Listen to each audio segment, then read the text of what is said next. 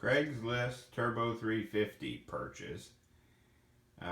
This is that Turbo 350 I found listed as rebuilt on Craigslist with 2200 stall converter for $350 or best offer.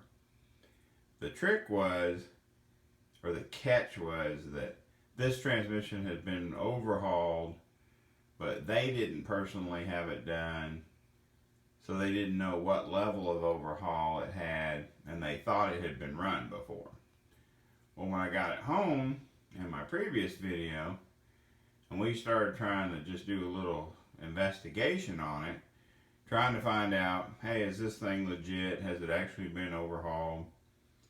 And all the indicators we could find as far as pulling the pan, looking at the condition of the fluid in the pan, failed because there was no transmission fluid in the transmission.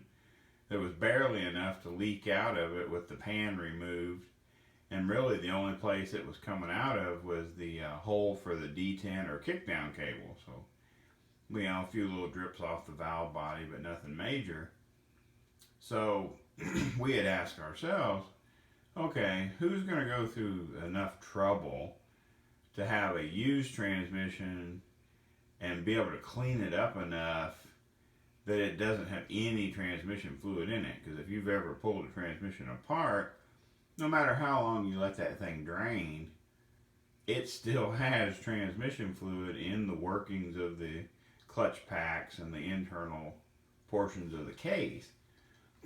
So basically what I had done was pulled the pan it came with, found out it had a brand new pickup screen, the pan was clean, it had no fluid in it, all the bushings on the input shaft and the output shaft, all the bushings are tight.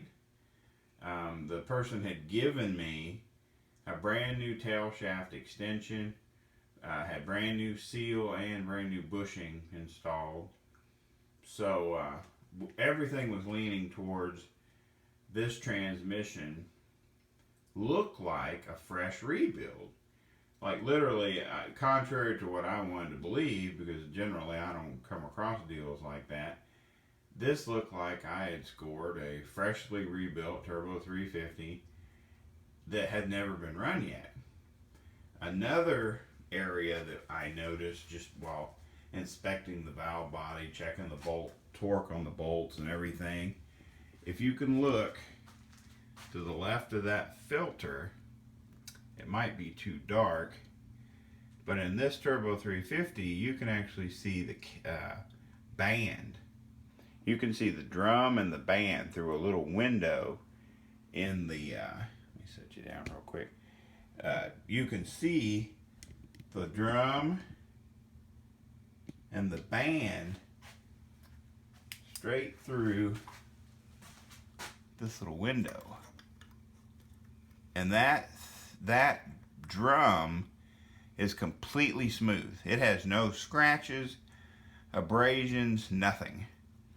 That band that you can see through that little hole right there has never made contact with that drum yet. You know what I'm saying?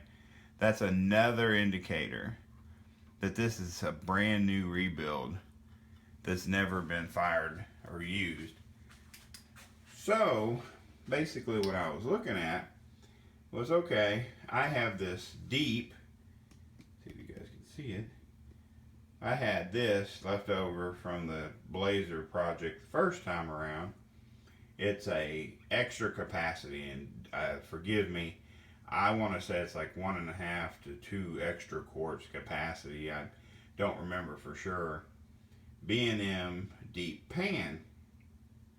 I had mentioned in a previous video, or in a video, that it had a very strange extended pickup design. I wanted to show you guys. It has an aluminum tower that basically bolts to the throttle body in the 2-bolt stock location, but longer recessed head screws that hold it to the throttle body. Then you have 3 tiny little screws. They're like screws with nuts on the back side that you have to attach your filter element to that aluminum, what's called an extension, like pipe extension setup.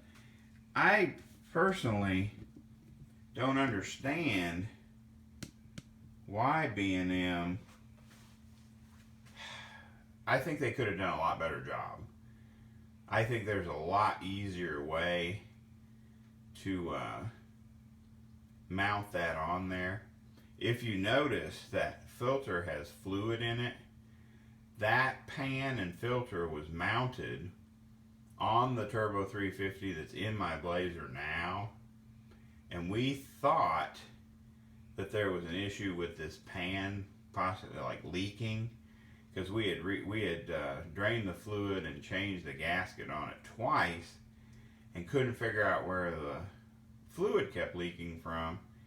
Ironically, it came from a cracked detent or kickdown cable piece, like where the cable bolts to the where the cable bolts to the case and runs through to kick down your throttle body.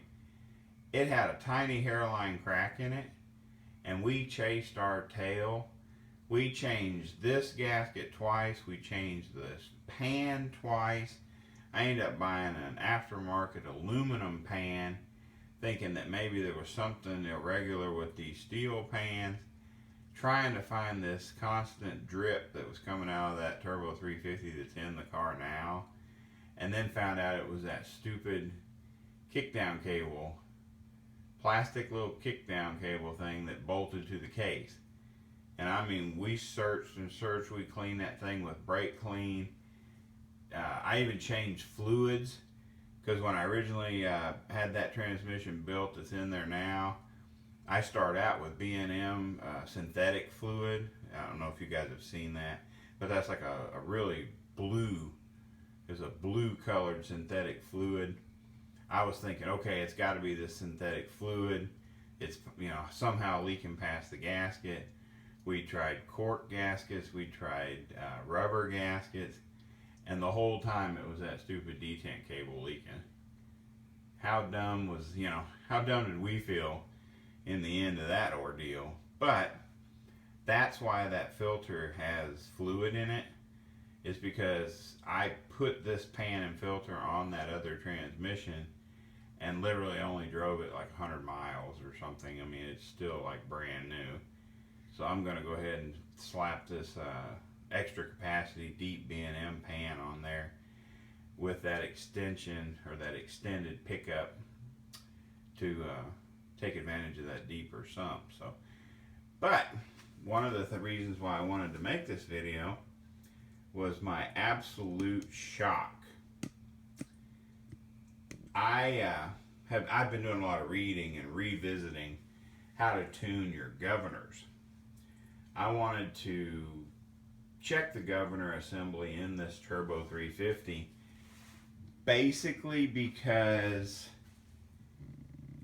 if it looked like it needed to be adjusted, I was going to set the weights. I don't know if you guys are familiar with the governor assemblies on the, say, Turbo 350s, Turbo 400s, 700R4s.